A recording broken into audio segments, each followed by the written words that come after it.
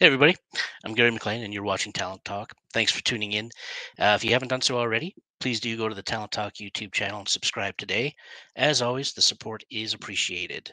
Another thing to let you know that this is now available, season 4 at least. We are looking to get previous seasons as well, but right now, season 4 is available on multiple podcast mediums such as Spotify, iHeartRadio, Google Podcast, just to name a few. If you'd like to find out exactly where you can watch it, check out the description details of this episode and other previous 4 episodes, or season 4 episodes. There you go.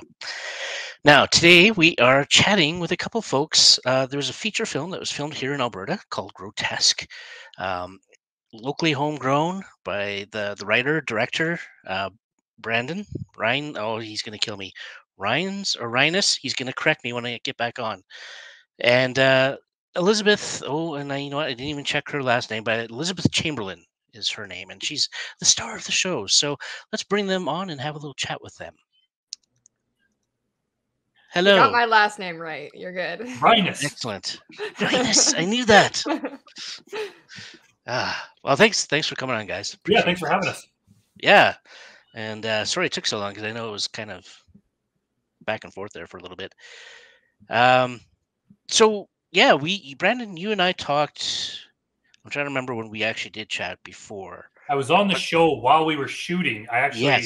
We took a break from shooting so I could go in one of the back rooms and do an interview. And I think I took the camera out and walked around set where we were filming, and everyone kind of waved. I remember that. So, yeah, we were like halfway done the movie at that point. Yeah, I remember that as well. It was a fun one to do. Yeah. And so now here we are. The process is done. The film is done. It's out there for people to see. And I'm just kind of curious what the overall time frame you feel it took to begin with, from start to finish, the time you wrote it to now.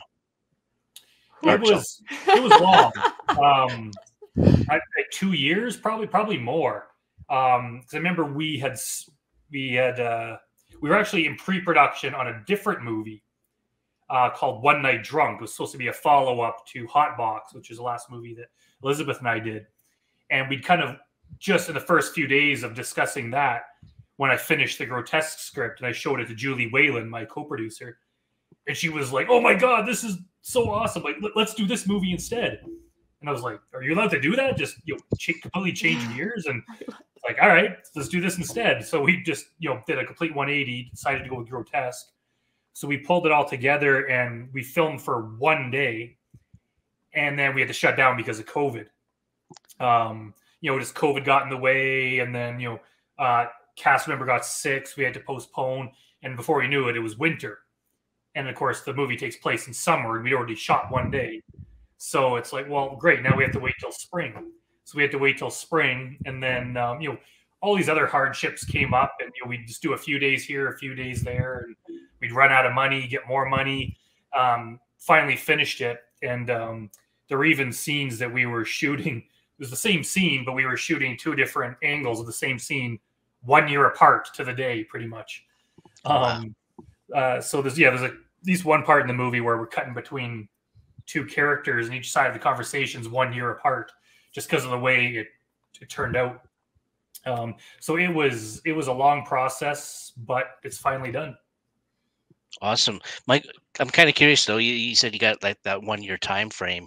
How difficult was continuity, especially when it comes to people's appearances and hairstyles and things like that? Well, since Elizabeth was the main character playing Mildred Moyer, as long as she looked the same, that was 90% of it. Most other people, we would try to shoot all their scenes at once, so we didn't have to bring them back. But the lovable Dr. Wash, played by Tom Antoni, he had to have that ridiculous mustache for a year and a half. Remember, every couple months he'd be like, any sign of a shooting date yet? And it's like, not yet. That's coming. We're just waiting on things. And so there were a few issues like that, but it surprisingly it worked well. There's a couple other parts too where for one reason or another we had to bring an actor back to do some extra shots for effects or whatever, and we put them in the same costume and do their hair and makeup as close as we can. And if you watch it kind of frame by frame, you could tell it's not quite right. But I don't think anyone's really going to notice it. Miraculously worked well. Awesome. And part of the reason I'm asking is I have that experience in that one of the projects I was involved with probably took about 4 years to film. And it was a web series with about 9 episodes. And I was one of the recurring characters throughout those episodes. Well, of course, over the span of 4 years, my hairstyles changed a lot. And there was even some reshoots, if you will. And that was kind of the ongoing joke when we did the premiere at the Globe for the entire series, is that he's got a different look every scene. He's a different guy. Like, the great thing is, well, sort of the great thing was it was kind of a spy show, but I was just an analyst. So it would have worked if I was actually one of the spies. I was changing my look and changing appearance, but I was just an analyst looking weird every time. So yeah, I was kind of curious if you guys had similar scenarios, but it sounds like it was not too bad. Yeah, I mean, sometimes like it really was what Brandon said. For me, I had to like make sure that my hair was the same length all the time and the same shade and whatever, because I do my own hair, so I had to always make sure it was the same length and always make sure it was the same color, and not to gain weight or to lose weight. That was a big thing too. I was just like, I got to make sure I'm exactly the same I was, so that doesn't look weird. But then sometimes we came up with like creative solutions to things. So like there's a scene in the movie, this is kind of like inside peek. There's a scene in the movie where I come out of a bar, and then the next scene is me putting my hair up out of the bar because my hair was a bit different, and we were like, we don't want to like waste time like trying to fix this. Just put your hair up, it'll be fine. And it's like, honestly, you would never notice. Like, you would never notice. But like, if we hadn't come up with that creative solution, you would have been like, what the heck is going on here? So completely different days, completely different locations, and yet it looks seamless. Yeah. Excellent. Comes down to the editing too, right? Yes, absolutely. Yeah. And Brandon, you edited it as well, did you not? I sure did. Yeah. You're like the one-man show, really. Well, not quite. There's a lot of talented people that helped me make it. For sure. But I mean, you definitely wore a lot of hats, right? Yeah. And by trade, if you will, you're more of a writer, right? You pump out a lot of scripts. Yeah, I'm like writer, director, editor, producer, in that order. Fair enough. Yeah. And for you, Elizabeth, like, I know acting is kind of your primary, but do you have other things that you kind of focus on as well outside? Oh, absolutely. Yeah. I feel like in this industry, everybody always has lots of hats. Like, nobody's just like, I only do this one thing all of the time. It's a really good idea to have lots of different ins in this kind of industry. So for me, yeah, I'm an actress, but I also I help Brandon produce the films. And I teach acting. I'm also a singer and a singer-songwriter. So I teach singing and I sing. And I write music and stuff like that. So I actually wrote the kind of like theme song for Grotesque. And I did a little music video for that. So yeah, like it totally goes in and out. I do lots and lots of stuff as well. Yeah. And I also made the t-shirt Brandon's wearing. I made all those graphics. Yeah, so I do graphic design as well and artistry in that sense. Nice. Well, see, and I was going to ask, are you the triple threat where you have, can you dance as well? Yeah. But you're so you're like quadruple threaded. Yeah, I'm octuple. No, but yes, I did take musical theater training. So yes, I'm a singer, actor, dancer. I choreograph and I teach as well. Yeah. Nice. And do you do theater as well? Yeah, I do. Yeah. Yeah. Have you written for theater, by the way, Brandon? Or you do write mostly film? I have never written for theater. I'm sure I could if I tried. I just haven't. Okay. Yeah, fair enough. So I'm kind of curious about, because you kind of mentioned a little bit with the budget, you gain money, you lose money, especially when it spans over 2 years. Was that a bit of a struggle throughout that 2 years? I mean, it's always, especially in indie film, it's always a struggle. With this one, we with Hotbox, the one we did before, we raised enough money to basically shoot the whole thing in one go. With Grotesque, we had just a little bit of money that basically we raised from people, and not nearly enough to do the whole movie. Actually, it was Julie, my co-producer, who said, instead of just waiting what might end up being years to raise all the money we need, we have enough to shoot for 2 days. Let's just shoot for 2 days and then keep going. And if it takes us 2 years to do, let's just start. And I'm really glad that we did that because, you know, we only got the 1 day done before we had to postpone. But once we started doing it again, as soon as we were going, all of a sudden it brought us attention to get more money. And all of a sudden people, you know, we tell everyone, yeah, we're shooting this movie. We just need more money. And people are like, well, I can kick in $1,000. I can kick in $1,000. And next thing you know, oh, we have enough to do 1 more day. So let's shoot 1 more day. And then it kept going. And everyone's like, well, you know, now that we've come this far, we don't want to stop. So everyone's kind of asking around. And, you know, next thing you know, we have enough to do another day. And people kind of, you know, we'd kick in our own money. Other people would put in money. And next thing you know, we had the whole movie done.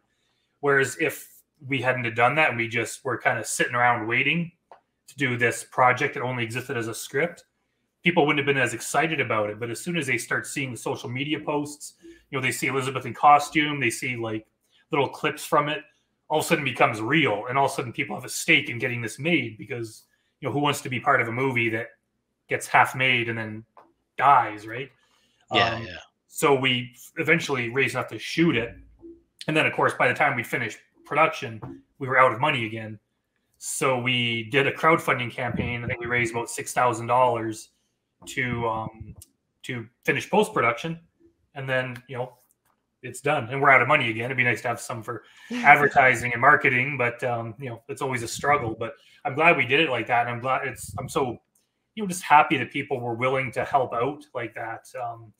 Like people are just very generous in this community because, you know, we're not Los Angeles, we're not Vancouver, where film's a big business. Here, it's something that people are passionate about and they just have a lot of fun doing. So people are really willing to just, you know, put in that extra effort and go the extra mile to help us get made. And I'm just extremely generous of them.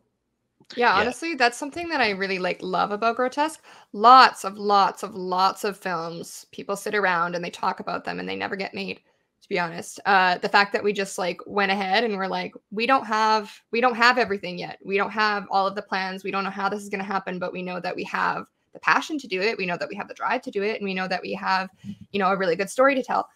And we just sat down and we just actually did it. And then, you know, Brandon said people from the community came and helped. Like that would have never been possible if people didn't follow that momentum and get on the train and go, yeah. And that's something that is so unique about Grotesque that not a lot of films are. Like a lot of film companies are like, this is our thing. And, you know, it's like, we're going to put it in this box and that's that. But like Grotesque, like somebody was like, hey, maybe I want to get involved. And Brandon's like, yeah, get on here. Like, let's go. And we have honestly, everybody in Edmonton knows about it. Like, because of that, everybody knows somebody that was a part of it or has a friend or somebody who joined in. And that's why it was so successful. It is so successful is because everybody feels like there's a piece of them in it, you know? Yeah, I totally. And I was really kind of surprised to hear about the success you had with the GoFund. Was it GoFundMe or crowdfunding or Indiegogo? Yeah. Oh, Indiegogo. Yeah. Okay. Because I know I've tried that with very little success, but I also think a lot of the people that do have success on that, and I don't know if this is your experience or not, but it does seem to follow the trend of the buildup, right? Before you actually ask for that money, right? So like you said, you were always doing something with it, so people were aware of it when it came time for you to actually ask for that money for the post, right? So I think that really helped your case. Definitely. Like by the time we did the crowdfunding campaign, we already had a trailer because we'd already shot the movie. Yeah. So we had a ton of content ready to go. Elizabeth had the costume, so she could pitch the movie herself in costume. Whereas if we only had a script, it's just not as exciting, right? We had so much done. And I think once people see that, because there's always the risk in crowdfunding, like what if I give these people money and they never finish it, they just take my money. Whereas we were so close to the end and we had a track record of doing other movies. So we'd proven we could get movies done and we had this movie in the can. So it was not very hard to convince people just to chip in a little bit more to help us finish. And I'm sure by the time it comes to do Grotesque 2 or whatever projects we do in the future, it's just going to be a little bit easier just because we've done it before and people know they can trust us and we turn out a product that's very good. They kind of know what they're in for. when I first started, it was just so hard just to get anything, even just to get people to help out, was just difficult because I wasn't known. People hadn't seen what I could do. But now that we have this team that's been fairly consistent over the last few movies, it's like, oh, these guys are doing another one. That's worth investing a bit of money in just to see it finished. Yeah. And that is, like you mentioned earlier as well, that is kind of the strength of this community once they kind of, especially for yourself, once you kind of get in your foothold in there, there's no short supply of people willing to throw in their support. And that's the one thing I really do like about Alberta and the film industry within Alberta is that generosity within the community. I really don't think that's as prevalent in a lot of other communities. I don't know, that's my opinion. Maybe I'm wrong, but no, I totally agree. I completely agree. Yeah. No. So kudos for you guys getting it done. Like how many minutes is the film total? Like 80 minutes roughly. Right? Like Fairly short. That's an achievement, man.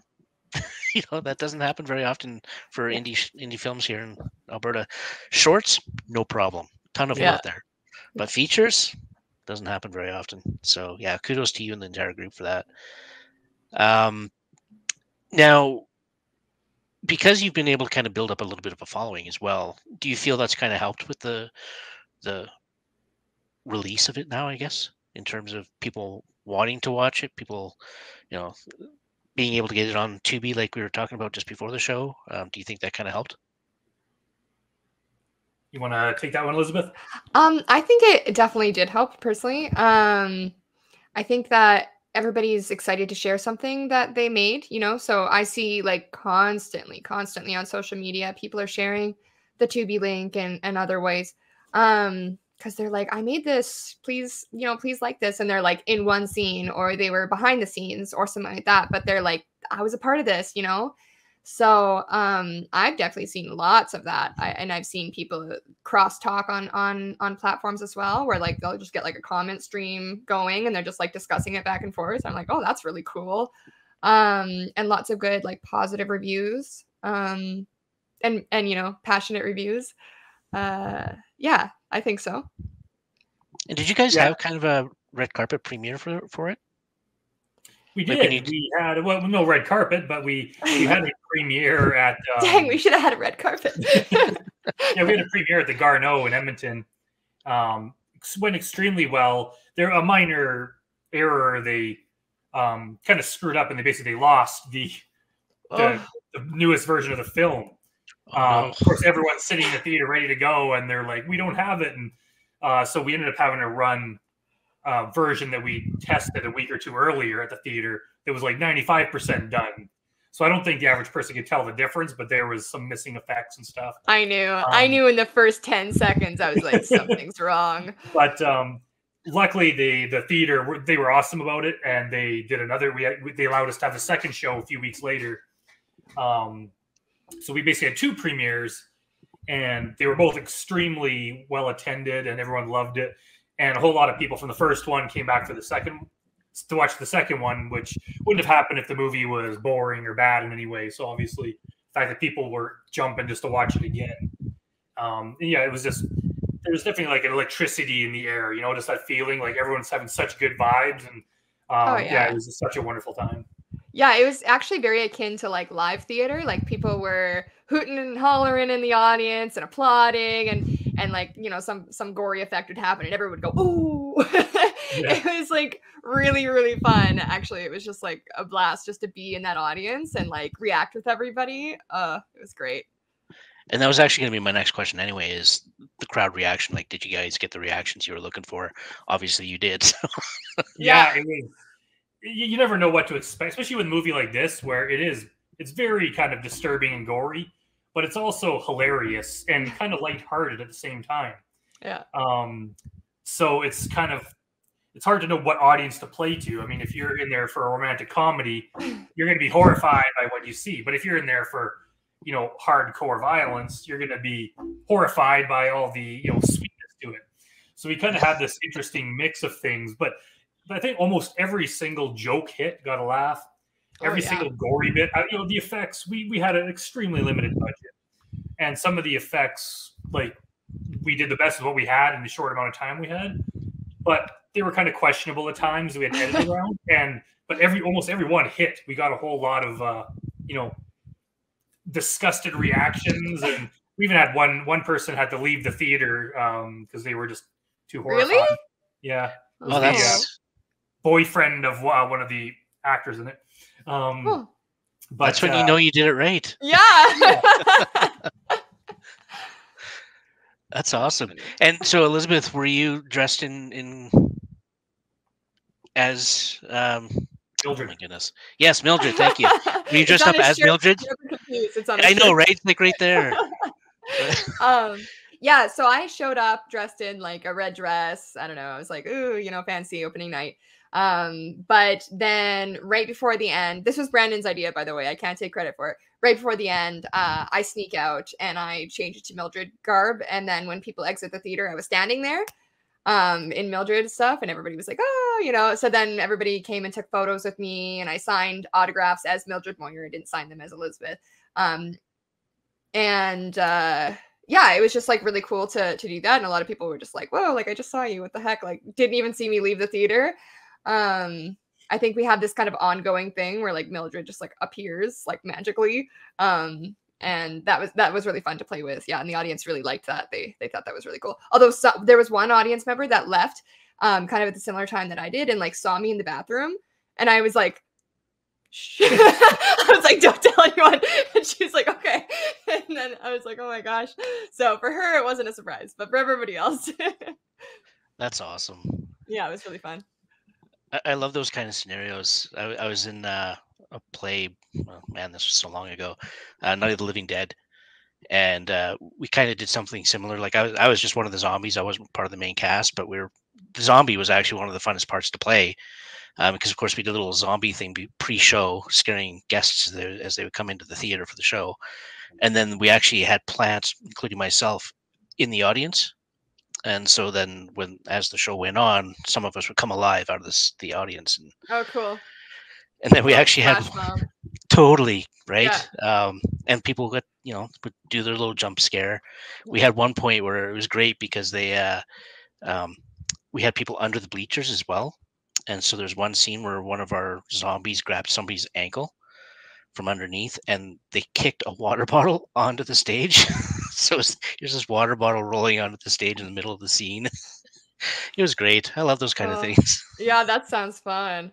And it worked well for us too because like Mildred is such a recognizable character. Just between the red hair and the dress and the mask, she's very iconic. I like to say.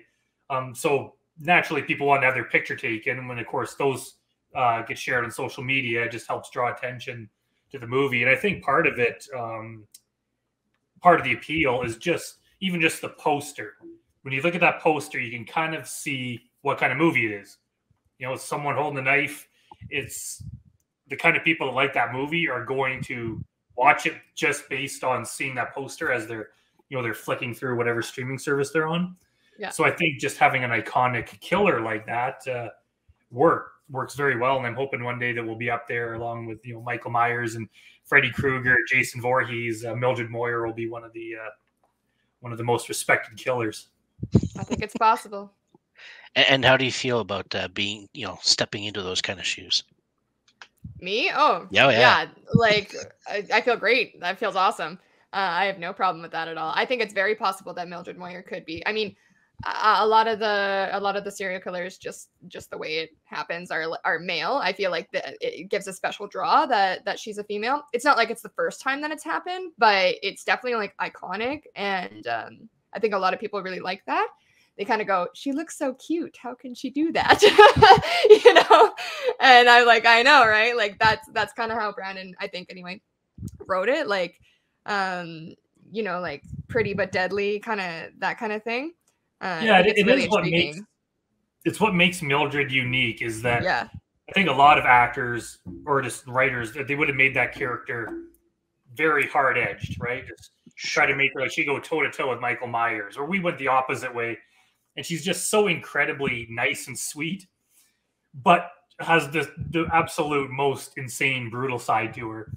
But you still can't help but love her. And people even kind of said that, it's like I'm not sure if I'm supposed to cheer for her because I kind of do, but she's doing horrible things. But yeah, she just has like this sweetness to her, and this kind of just like she's so naive almost that yeah, you just can't help. I think even in the little pitch for her, we call her a lovable psychopath, which I think describes her very well. Yeah. Yeah, there were even moments in the theater where people were kind of going like, yes, when I would murder somebody, and I'm like, like, are we watching the same film here? And people would like clap a little bit and then be like, oh, maybe I shouldn't be clapping. And yeah, it's a good one. Yeah. Well, that definitely makes it, a little bit more unique. And like you said, I mean, the serial killer scenario is usually, like you said, so male dominated that it is kind of refreshing every once in a while to have that female in that kind of role. Refreshing, I don't know, maybe that's not the right word, but it's a nice change, right?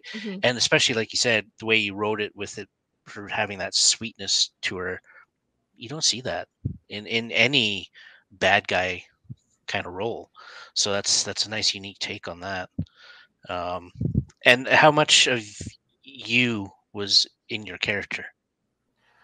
I guess that's hard to say. I would say very little personally. Like I don't plan on murdering anyone. So you didn't go method for this one. No, but at the same time, Brandon, because we've worked so much together, Brandon knows me really well.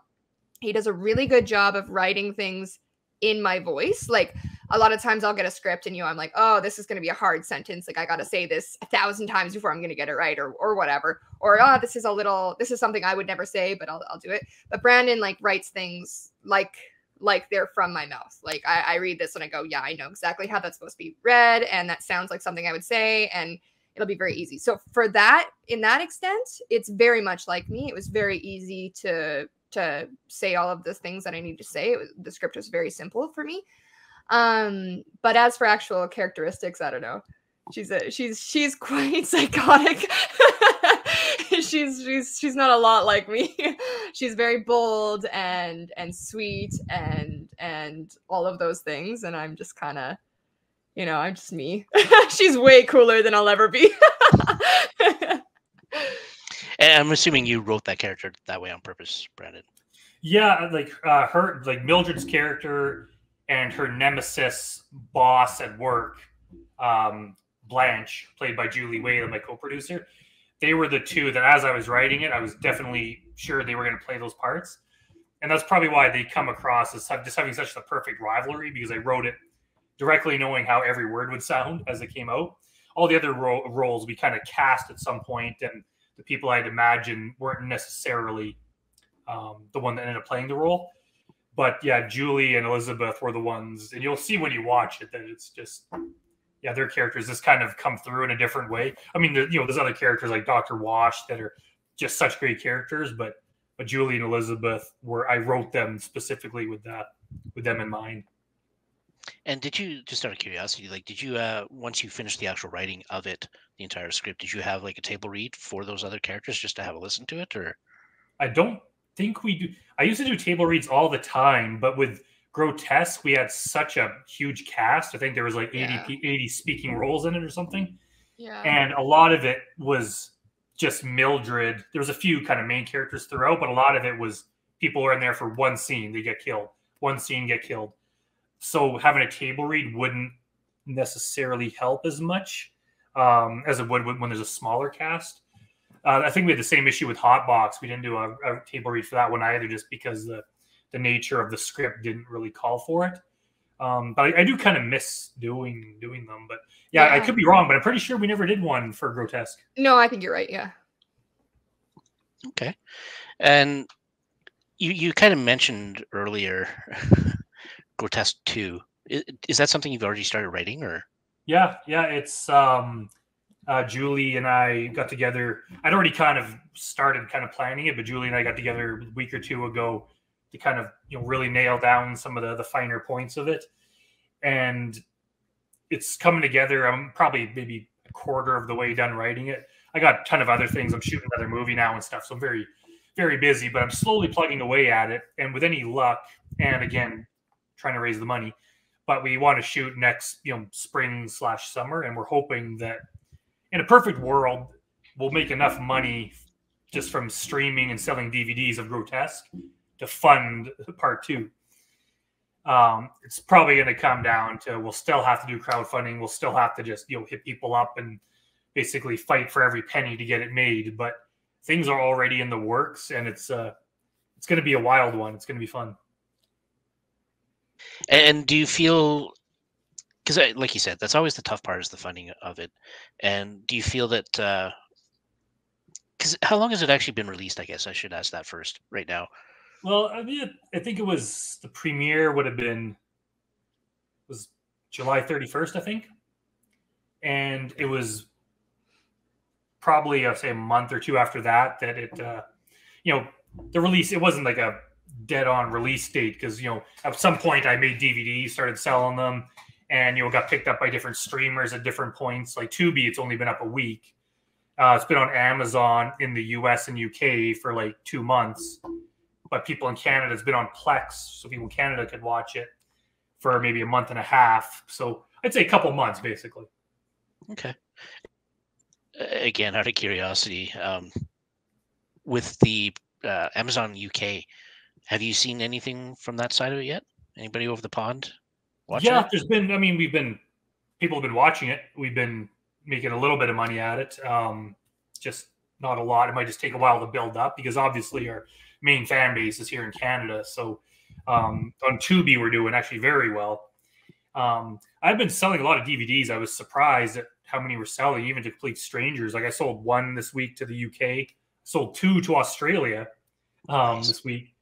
And, selling a lot of just people. They must have seen my Facebook post somehow and just hit me up for one. And so there is a demand for it. But of course, like every indie movie, we run into the problem that we're one of 1,000 other movies. And how do you get people to pick yours over other? There's so many choices on a streaming service, right? You could scroll through hundreds of them. And of course, big Marvel movies, any big studio movie is going to get like 99% of people's attention. And we're kind of left fighting for the leftover scraps almost.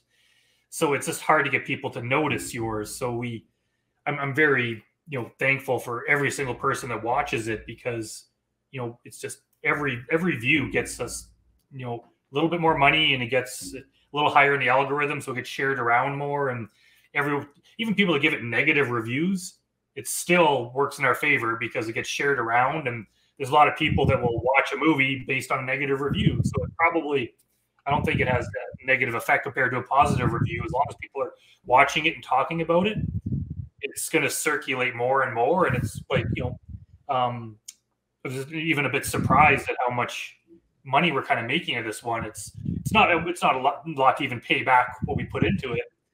But if you give it a year or two, it's like, and it keeps up, all of a sudden we might be profitable. And then it would be easier to fund the next one, because somehow, we've worked with some shady distributors before, and we've somehow gotten screwed out of any share of the money. So for this one, I was like, you know what? Like, no one's touching this. Like, we're going to do this ourselves. Like, I'll print the DVDs in my apartment and sell them myself and take them to the post office.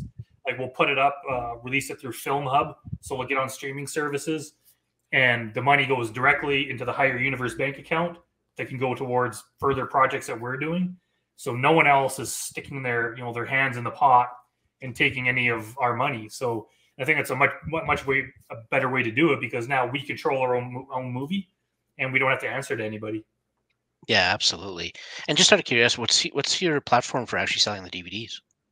Right now, there's not really a platform. I've just been posting it online, and people either e-transfer me or go through PayPal. Send me the $20, and then I put it in an envelope and mail it off. Okay, yeah, fair enough. And for you, Elizabeth, are you still like heavy into the promotion side of it, or yourself, or? Yeah, absolutely. I'm heavy into it. I'm also heavy into Grotesque 2. I'm into Grotesque 2 and 3 and 4 and however many we want to make. I need you to sign something on that, because Brandon's like, I have this on tape now. Yeah, right. Yeah, no, honestly, I really love Grotesque. I think it's very like addicting, and I don't see it slowing down anytime soon. Yeah, and it's funny too, because overall I'd say the majority of reviews we've had are very positive, but we're starting to get negative ones, which I knew would happen because it's just the way the movie is. It's a love-hate kind of movie, and there's going to be a lot of people that are going to hate it for a lot of reasons. There's going to be a lot of people that love it. And I remember some filmmaker, fairly high-level filmmaker, I can't remember who it was, he said, the last thing you want is a bunch of 5 out of 10 star reviews, because that means you're just kind of boring. You're right in the middle, and you're just plain. He's like, you want to get a bunch of 10s and a bunch of 1s. He's like, you want people to love it, and you want people to hate it, and you want them both to be very passionate about loving it or hating it. Because then you've made something substantial, something that people could have a debate over. And that's kind of where we're at now. If you look at our reviews, we got a whole lot of 1s and a whole lot of 10s. Overall, they're mostly geared towards the more positive ones, but I thought a lot more people would hate it just because, especially the ending, it kind of gets super cheesy, which is very rare for a hardcore horror movie. And people go in thinking one thing and they're going to get another. But the people that love it, even Elizabeth was sharing something she read on Instagram yesterday, and it's like, yeah, there's some people that just absolutely love it. Yeah, it was out of nowhere. So there's this, I don't even remember who it was, but followed me, liked all of my posts. I have a lot of posts, liked all of my posts. And I was like, okay, what is this? And then I go look, and he made a review on Grotesque and was super positive. And that kind of stuff is happening all the time. All the time people are reaching out to me being like, hey, I don't know you, but I saw you in Grotesque and it was amazing. And I'm like, oh, that's cool. Initially it was just people that I knew. It was just, friends or people that were a part of the film, or friends of people that were a part of the film. But now slowly it's just becoming just random people reaching out to me and being like, this was awesome. Thank you so much for making this. And I'm like, oh, that's really cool. You're welcome. Yeah. So that's, and now that we hit, now that we're on Tubi seems to be we're getting way more views. Yeah. And yeah, I think that's where it starts to come in, and people are like, yeah, I love every second of this movie and everything. I think it's going to definitely have its own fan base, which will make it a lot easier when it comes time for part 2. Just to sell the we don't have to sell the concept this time because it's kind of been done. Now it's just a follow up, and I would love to do.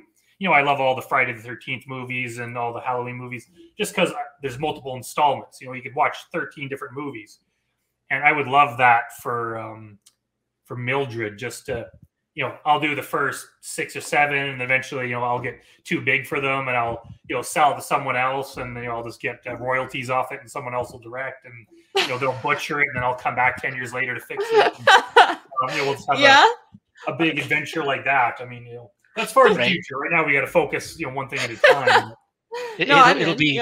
It'll be the Texas Chainsaw Massacre kind of scenario where, people are just redoing it because they loved it so much. And like you said, you'll come in 6 years later and go, yeah, you guys just ruined all this. I didn't do this. That'd be awesome, actually. So is there other mediums that you're hoping that this will get onto, or are you kind of satisfied right now as to where it's sitting? I'm as satisfied as I can be at this point. This is our first time going through Film Hub. We've had other distributors that have put a movie out, and I don't know, we lost contact with them, and they, kind of treated us unfairly, I think. And so I don't even really know where to find those movies. This is the first one where I have more control over it. So Film Hub basically pitches it to every streamer possible, the ones that actually pay money. And it's up to each streamer whether or not they want your movie. So every couple of days, it's we pop up on a new one, and then it's a slow process because we've been picked up by some streamers, but sometimes it takes up to a couple months before we even go live. So there's some that we're just sitting and waiting and waiting and waiting. And I started adding I'm Haunted, which was the other movie that I wrote and directed that Elizabeth starred in, a found footage horror film. It's been released too, and it's been picked up by several streamers, but just hasn't actually been gone live yet. So we're still waiting, and then we're going to be adding more titles. We're going to add our entire back catalog of short films. So they'll be available for streaming too, because it's so much easier to. It seems like there's more potential to make money than there is just through YouTube, where we released them before. So that'll hopefully just get us more money coming in, which will go to directly finance the next project. And then as we keep going, making 1 or 2 of these a year would be great. we'll just keep adding them, and then more and more revenue coming in, which could go on making bigger projects. So that's kind of the goal. But yeah, right now I'm fairly happy that the movie is at least out there. We're in control of it, and people are loving it. Yeah, I was just gonna say, and people are watching, right? Which is the key. Yeah, that's what we all want as filmmakers. Yeah, exactly. Awesome. I know I had another question, but this is my edit cut here because I'm trying to think of what my next question was.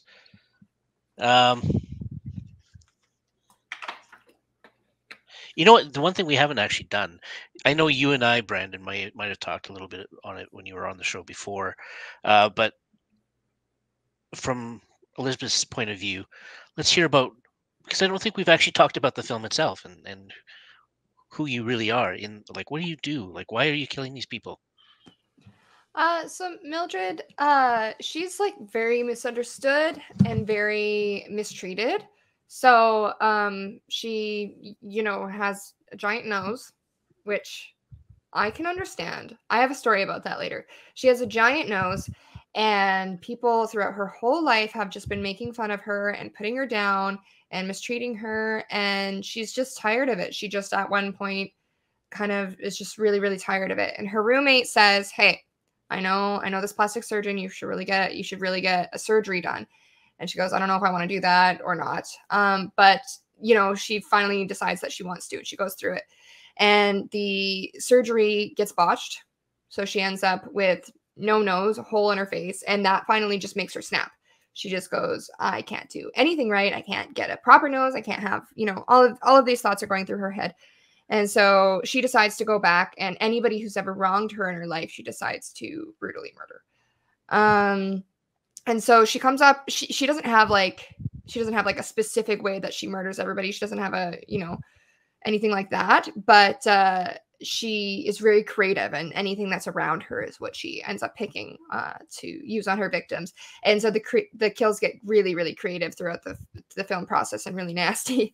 And even though I was there for all of the practical effects that were done, even when I watch it back, I go, ooh, because they're really, I don't know how Brandon comes up with these sometimes. But yeah, and then in the end, she finds love, and it's all happy. What the kind of love is, you'll have to watch to find out.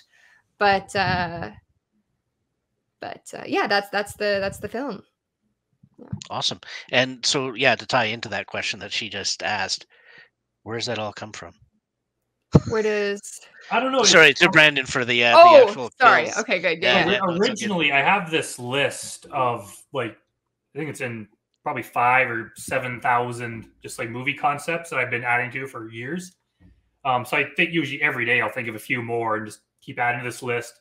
And every time it comes time to do a new script, I'll be like, "Oh, go consult the list," and I'll just kind of scroll through until something jumps out at me. And I had one on there called Grotesque. And originally it was going to be about, because I thought of it before I met Julie or Elizabeth or anyone that I worked with. It was originally going to be about this older woman who was, starting to age and worried that she wasn't pretty anymore. And she was kind of jealous of all these younger pretty women. So she went to get plastic surgery. It got botched, made her ugly. So she went around, no mask, just went around looking disfigured and killing young models, basically. That was originally going to be the premise.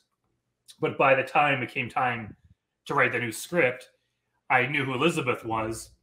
And I was like, oh, maybe Elizabeth could play it. But then, we had to change the story a bit. And then I came up with, what if she just has a big nose or something and tries to get plastic surgery and that gets botched. And then originally it was going to be 100% serious. It was going to be a serious slasher movie. And just the way it's happened with other scripts where I try to make it serious and it just ends up being funny all the time. And then every time. And then of course people love it. They're just like, "Oh, this is hilarious." And it's like, well, it's not really supposed to be hilarious, but and then that's just what we end up going with. So as for where it came from, it's just something that came to me. I love slasher movies, and this is just kind of my own take on it.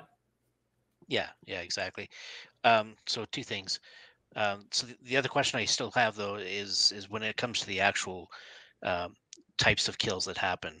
Where do you conjure those ideas of how people are going to die is one thing. The second thing is that, yes, I agree with, because even when I was telling my buddy at work today about the film, when I just told him the premise, he's like, yeah, that sounds awesome. But he also had that sense of there's a bit of, um, I don't want to say comedy to it, but campiness, maybe?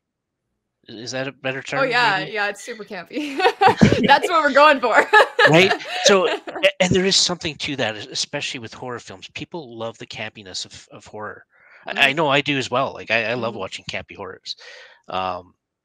So there's definitely something to that. And so as much as you want to create that straight horror, I think you need to keep to the campiness a little bit. Yeah, there's one that we're planning, hopefully do the next few years, called On the Hour, that is more straight horror.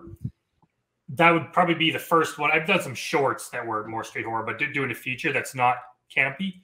So that'll be my first, foray into that. But yeah, I do love the, the Evil Dead kind of thing, where it's like it's gory and serious, but it's funny at the same time.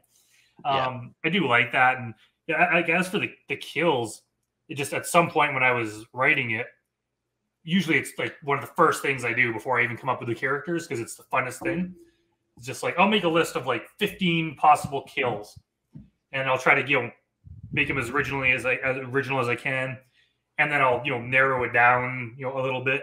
With Grotesque, we ended up needing, like, I've actually never counted. I wonder if anyone's done that, counted the number of kills in it. But we had all the main ones, and then we decided to add a few more, just because the movie didn't seem like it'd be long enough. So we added a few more. And then we decided to add a montage of kills, where we had a whole bunch of kills while the song was playing. So at that point, it's like, oh, we got to come up with another 12. So by that point, and of course, we had other people, kind of throwing ideas into the pot and everything. And so we tried to make them original. And of course, we ran into the problem now for part 2. It's like, oh, how do we think of more? We've used every idea we have. And there's actually the movie now, horror show, that we just started shooting this past weekend.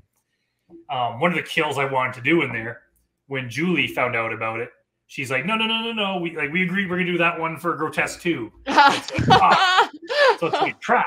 It's like, okay, so we can't do that anymore, but we already started building the effect for it. So like, okay, well, we got to do something similar, but use a different weapon. And so imagine eventually, I don't think we'll ever run out of ideas. I'm sure by the time we come to part 3, 4, 5, we'll think of something else. And I mean, how many people did Jason kill with a machete? It's still entertaining. So we could recycle ideas if we want. And there's always fun ways to do it. And our makeup artist, Jamie Clark, is just, a godsend when it comes to doing that stuff. She was actually right out of school. If I'm not mistaken, I think she had to miss her final exam in school to come work on our project. Really? Yeah, we had to work something out because, her teacher, they let her do it later or early or something because she was working on this movie.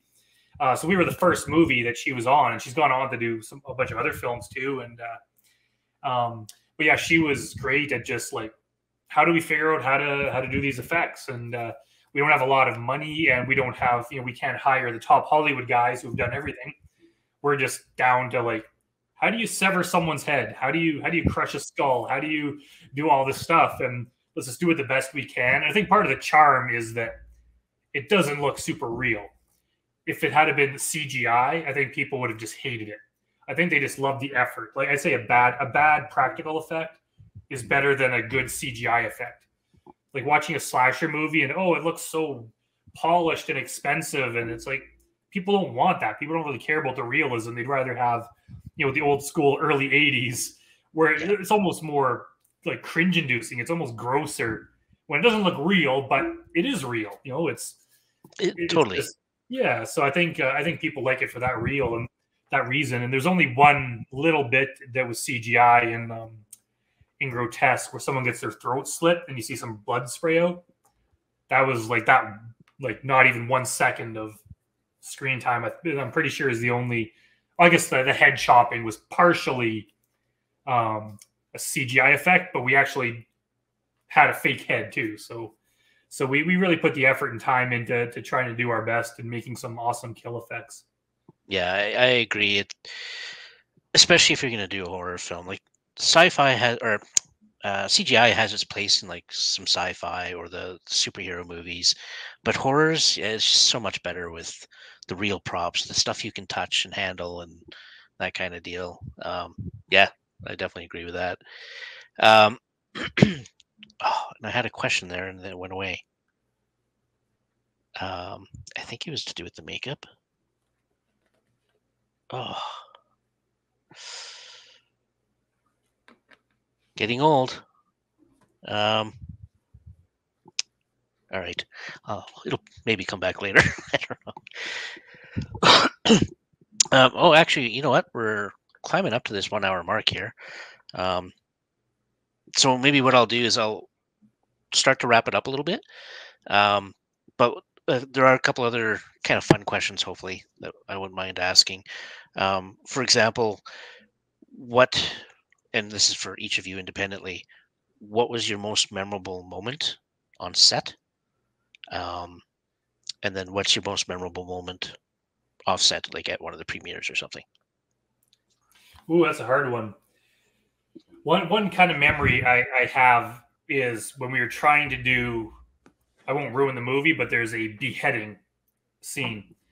And everything went wrong. It was just absolutely not working. You know, we had a fake head with a wig on it, and the wig wouldn't stay attached to the head, and it just wouldn't fly properly. It just like, it was complete disaster. And we eventually had to give up, and it sucked because the whole point of this kill, I mean, we could technically cut around it and just show Mildred swing the axe and then cut right there, but that's a total cop out, right? And we were running out of time, and it's like, whatever, like but it's not going to work. And so I was just kind of disappointed that we could pull it off. But lo and behold, James Hastings, our director of photography, worked some magic and kind of did a composite shot between two different shots and made it work, and it looked even better than I was expecting it to work. Nice. So that just kind of made me realize that when you have a good team and you just put some effort in, like no matter what we decide to do, if we put enough effort in, we could figure out how to do it. Yeah, absolutely. The one thing I do want to mention about that is it is amazing what you can do, especially if you've got a great cinematographer like obviously you had as well, is depending on what you're doing. And I also find that showing everything isn't always the best way. Like there's a little bit of that element of letting the mind visualize it itself that makes it even that little bit better. So it might have worked out even better that way for you. I don't know, but I sometimes think that's the best way. Yeah. Sometimes just letting that imagination run and finish it off. So that was on set, right?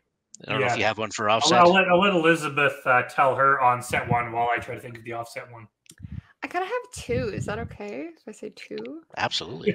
Okay, so there's a moment where Mildred is like being sprayed with a lot of blood. I don't wanna give away what's going on, but she's being sprayed with a lot of blood. And so Jamie Clark, our makeup artist, has this huge like whatever container of blood with like a pump in it, and then like it's like sprays on me. There's a spray nozzle. We run out of fake blood on set. And so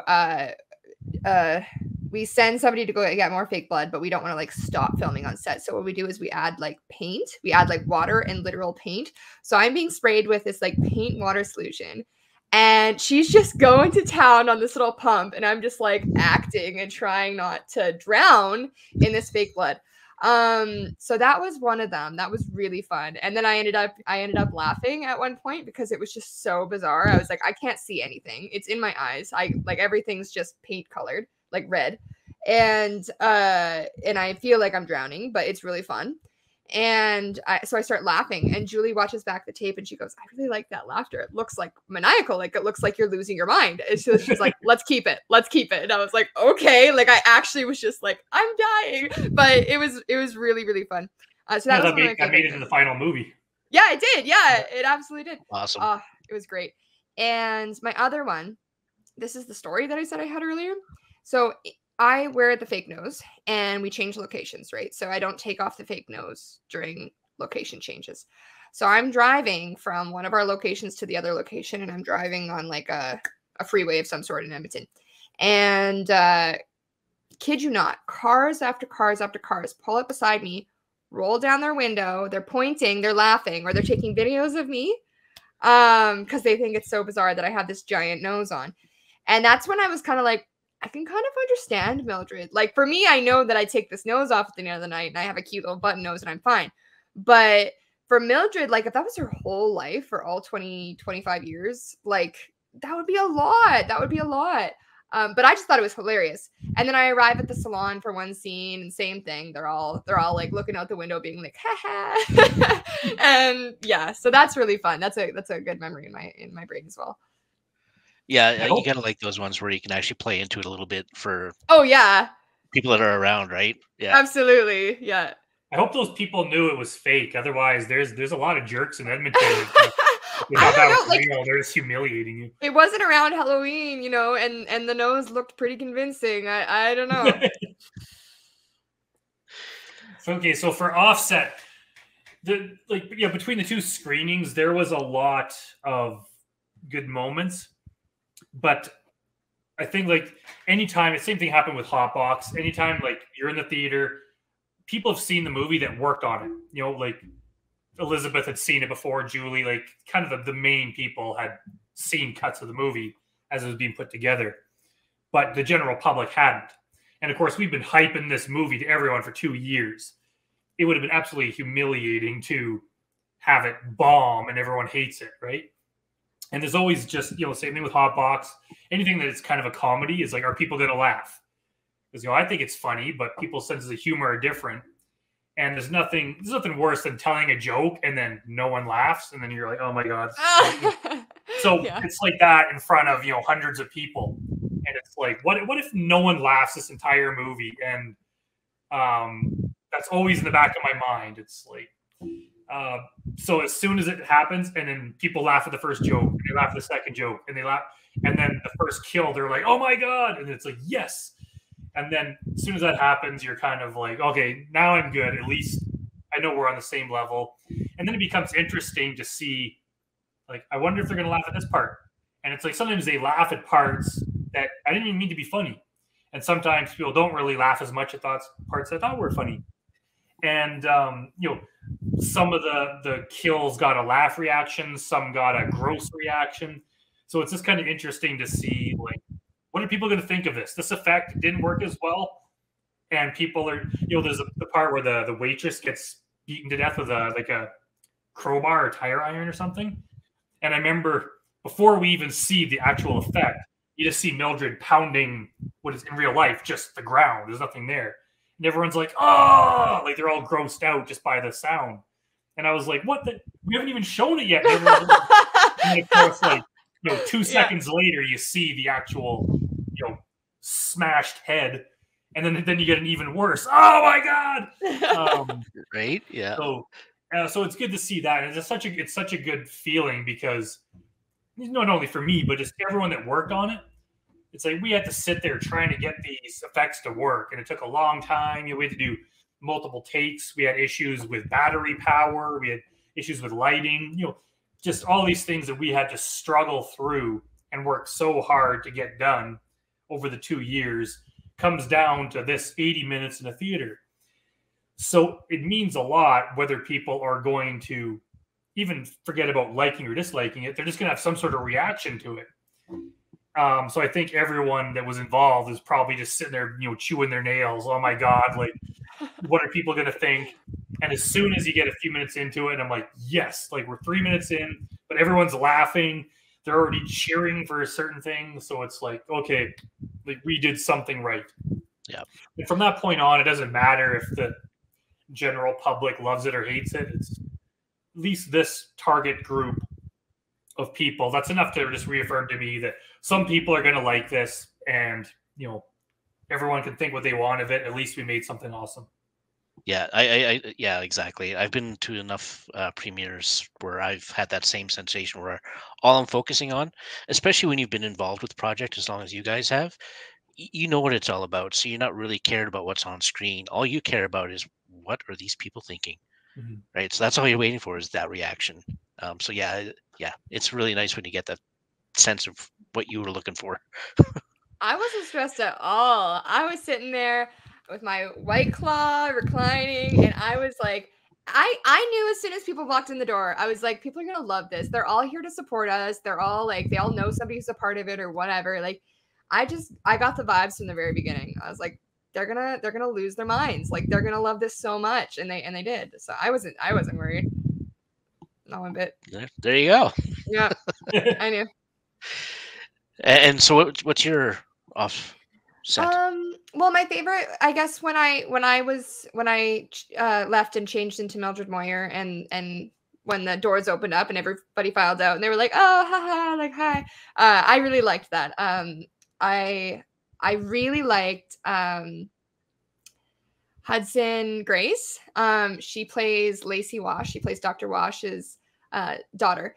And I don't know, her and I have like this like connection or whatever whenever we work together on set. And so she was so excited to see me as Mildred Moyer. And so she got a picture with me beforehand. She got a picture with me as Elizabeth Chamberlain. And then she got a picture with me as Mildred Moyer after, and autographs and stuff like that. And I don't know, just to see somebody so young, like really kind of look up to me in like kind of a weird role, maybe for kids, but that's okay. And us like connect on that level. I really liked that. I made a lot of connections with people that night, and they all like stood out to me in that way. So yeah, that's what I liked so much. It's just like that we had this like mutual connection, me and Hudson and me and a bunch of other people afterwards, after the film. They're like, we know you better now, you know, like we know each other well and whatever. So that was the coolest part for me.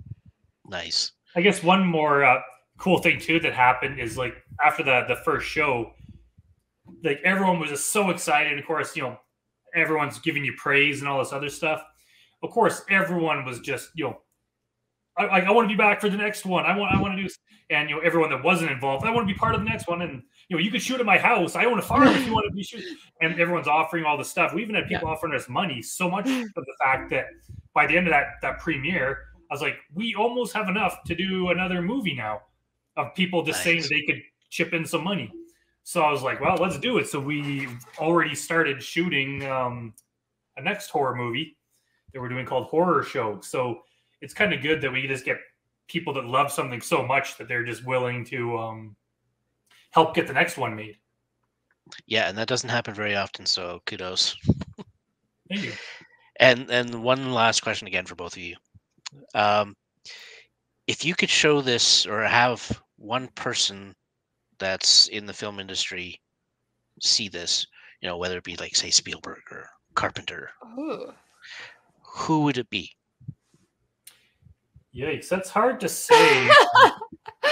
I might even go like Quentin Tarantino, because he's actually the one that back in the day when I was in high school, you know, Pulp Fiction kind of time, he was the one that inspired me to become a filmmaker. And I've kind of grown away from him, to be honest. I'm not as big of a fan of his newer stuff, but I'm glad lots of other people are. But he's still inspiring to me, and I still just love his story of how he started. And he's just so passionate about movies. And I saw him talking about old slasher movies the other day, and he knows everything about every single one of them. He just loves everything. He's just very, very passionate about it. So I think he would be forgiving the fact that, you know, our movies pale in comparison to his budget-wise. I think if he just like, look, this is what we made it with, I think he would just have some honest opinions and would just generally be an exciting guy to watch it with. Yeah, I could see that for sure. Yeah, I second that 100%. I think that would be really cool. Tarantino. Yeah. All the way through. All right. All the way through. Yeah. I'll mail him a DVD copy. Yeah, we better get on that. Yeah, exactly. Well, you never know. I mean, yeah, I'm sure he gets a ton of that kind of stuff, but only takes one time to get it through there. All right, guys. Well, I think we'll kind of wrap it up there. I wanted to thank you guys again. I will stop recording here in a second, but once I'm done, if you can just hang around for a couple more minutes afterwards, that'd be great. Yeah, thanks for having us. Yeah, thank you so much, and congrats on the success. Thank you. Thank you. And hopefully it continues. All right. Good night.